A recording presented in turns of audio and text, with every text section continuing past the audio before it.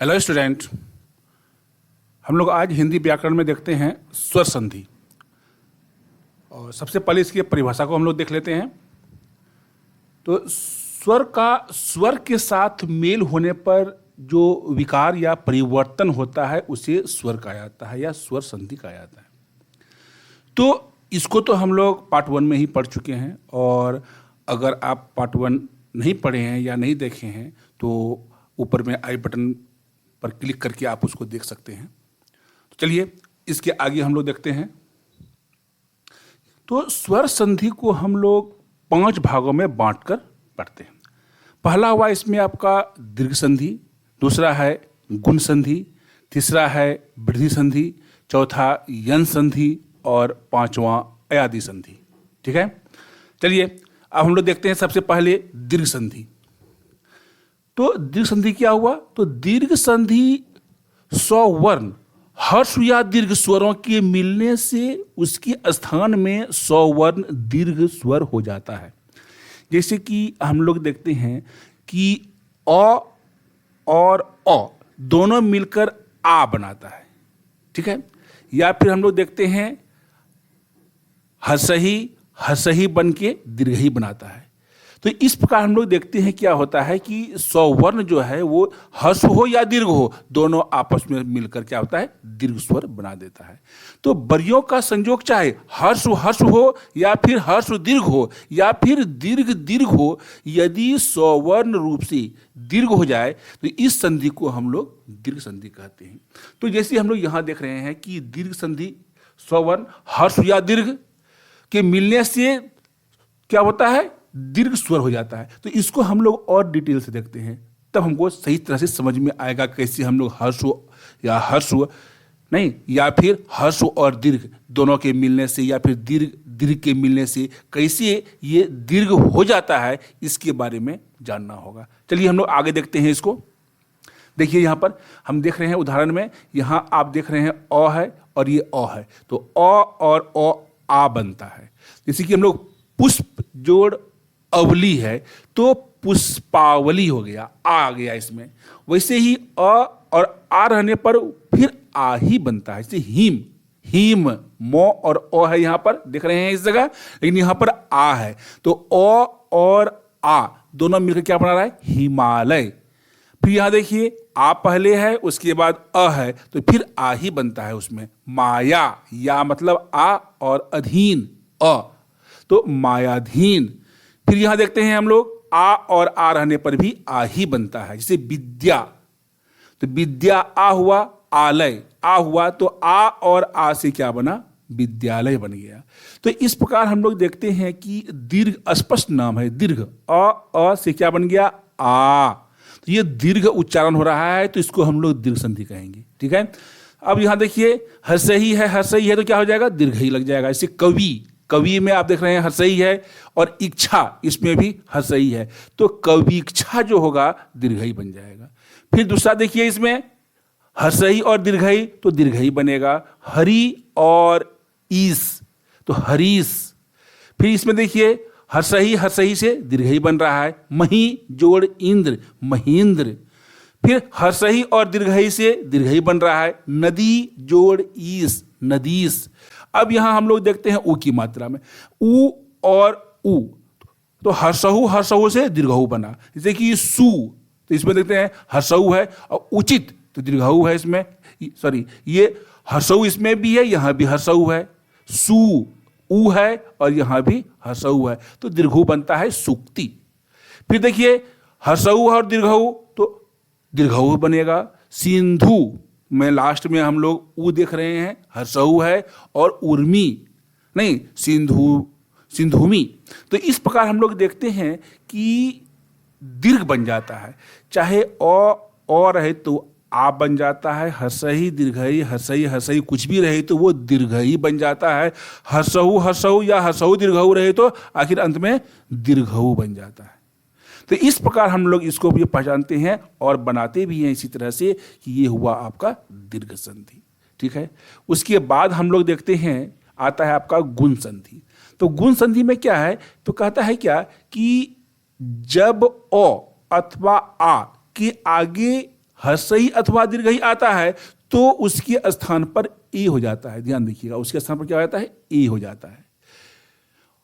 और इसी प्रकार अ और आ के आगे अगर हर्षहु या दीर्घहु आता हो तो ओ हो जाता है। और आ अथवा आ के आगे अगर री आता है तो अर हो जाता है।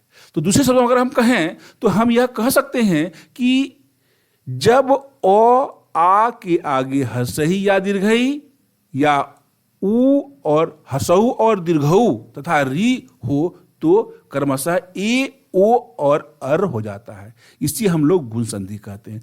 इसको हम लोग उदाहरण से और स्पष्ट समझ सकते हैं। ध्यान दीजिए, यहां पर अ है और आ है, इसके आगे अगर हर्षही या दीर्घई ये रहे तो हम लोग क्या कहेंगे? वो ए में बदल जाता है। फिर दूसरा देखते हैं, अ आ के साथ अगर हर्षहु दीर्घहु रहे तो वो ओ में बदल जाता है, और अ आ के साथ अगर री रहे तो वो अर में बदल जाता है। तो ये हुआ आपका गुण संधि। इसके बाद इसका उदाहरण अगर हम देखें, यहां ध्यान दीजिए कि अ है और ये हर्षही है तो ए बन गया। तो उप जोड़ इंद्र, तो उप प, यहां अ है और यहां हर्षही है तो प है और हर्षही है, तो ये प और हर्षही जो है वो ए में बदल गया, वही हो गया यहां पर उपेंद्र। ठीक है। अब अ और दीर्घई है तो ये भी ए में बदलेगा, गण जोड़ ईस गणेश। अब यहां देखिए आ और हर्षई तो ए में चेंज होगा। महा जोड़ इंद्र, महा आ है और इंद्र में ई है तो महेंद्र हो गया। उसी तरह आ और दीर्घई तो ए में बदल रहा है। रमा आ हो गया और ईस यहां दीर्घई है तो रमेश हो गया। उसी तरह हम अ और उ को मिलाते हैं तो ओ होता है, अ और हर्षहु को मिलाए तो ओ हुआ, दीर्घहु को मिलाए तो भी ओ हुआ। नहीं, आ के साथ अगर हर्षहु को मिलाएंगे तो वहां भी ओ होगा, और आ के साथ दीर्घहु को मिलाएंगे तो वहां भी ओ होगा। हर परिस्थिति में क्या होगा? ओ होगा। चंद्र जोड़ उदय चंद्रोदय, समुद्र जोड़ उर्मी समुद्रोमी, महाजोड़ उत्सव महोत्सव, गंगा जोड़ उर्मी गंगोर्मी, देव जोड़ ऋषि देवर्षि, महाजोड़ ऋषि महर्षि। तो इस प्रकार हम इसको अगर बार बार इसका अगर प्रैक्टिस करते रहिएगा तब तो इजी वे में आप कभी भी इसको बना सकते हैं। सबसे जरूरी है आपको प्रैक्टिस करना। चलिए आगे देखते हैं हम लोग वृद्धि संधि। तो कहता है क्या कि वृद्धि संधि में जब ओ या आ के आगे ए और ए आता है तो दोनों का ए हो जाता है। ध्यान दीजिएगा, ओ और आ के आगे क्या आए? ए या ऐ, जो भी आए हर एक परिस्थिति में वो ऐ हो जाएगा। इस प्रकार अ या आ के आगे ओ या औ आता हो तो दोनों का औ हो जाता है। इसे हम लोग क्या कहते हैं? वृद्धि संधि कहते हैं। अब उदाहरण के तौर पर देखिए, यहां पर अ और ए क्या हो गया? ऐ हो गया। तो पुत्र पुत्र अ हो गया अंत में, और एस्ना पुत्रेस्ना। अ और ए क्या हो गया? मत जोड़ एक्य मतेक्य। आ जोड़ ए से ऐ में बदल जाएगा। सदा जोड़ एव सदैव हो जाएगा। आ जोड़ ए हो जाएगा। महा जोड़ ऐश्वर्य महेश्वर्य।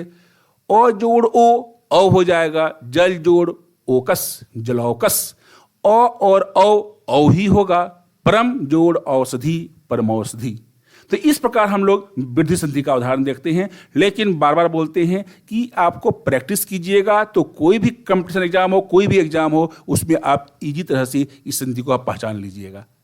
चलिए आगे अब हम लोग देखते हैं यन संधि। तो कहता है जब हर्षही दीर्घई हर्षहु दीर्घऊ री के आगे कोई भिन्न स्वर होता है, जब हर्षही दीर्घई हर्षहु दीर्घऊ री के आगे कोई भिन्न स्वर आता हो तो क्रमशः य व र ल व में वह परिवर्तित हो जाता है। इस परिवर्तन को ही क्या कहते हैं?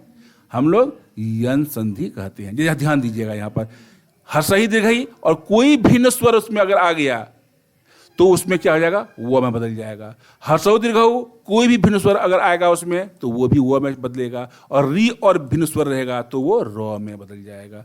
इसको हम लोग थोड़ा सा और उदाहरण के साथ देख लेते हैं। यहाँ देखिए, हर्षही और अ है तो ये य में चेंज हो रहा है। अति जोड़ अल्प अत्यल्प।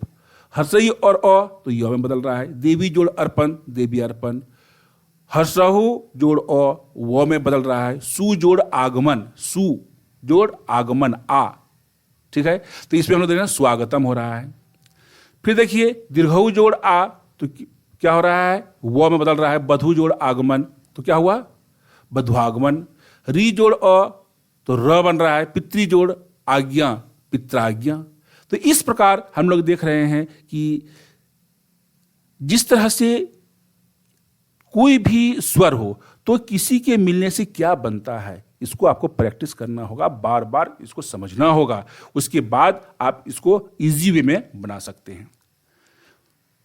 अब आता है आपका अयादि संधि। तो कहता है कि जब, ध्यान दीजिएगा, ए ऐ ओ और औ के बाद कोई भिन्न स्वर आता हो तो ए का ऐ और ऐ का आय, ओ का अब और औ का आव हो जाता है। जैसे ए प्लस भिन्न स्वर ऐ हो जाएगा, ऐ और भिन्न स्वर आय हो जाएगा, ओ भिन्न स्वर अब हो जाएगा और औ भिन्न स्वर का आव हो जाएगा। इसको हम लोग उदाहरण से स्पष्ट करते हैं। ए जोड़ अ है तो ऐ होगा, तो नए जोड़ अयन नयन। ए जोड़ अ आय होगा, नए जोड़ अक नायक।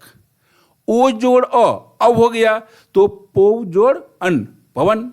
औ जोड़ अ आब होता है तो पौ जोड़ अक पावक। तो ये ध्यान देना है कि यहाँ पावक हो गया, यहाँ पवन कैसे हो गया, नहीं, यहाँ पर नयन और यहाँ पर नायक क्यों हुआ। तो ये सब डिपेंड करता है आपका कि इस पे ये क्या बन रहा है। ए और ओ ऐ बना रहा है, ऐ और ओ आय बना रहा है। ऐ है तो आ गया, औ है तो यहाँ भी आ हो गया, और यहाँ ओ है तो अ हो गया, अब हो गया। तो ये सब आप बनाते रहिए, प्रैक्टिस करते रहिए, बीच में समझते रहिए, आपको कोई परेशानी नहीं होगी। आप इजी वे में, कोई भी एग्जाम में इजी वे में से पहचान लीजिएगा। और इसके बाद हम लोग अब अगले क्लास में व्यंजन संधि पढ़ेंगे। Okay, thank you.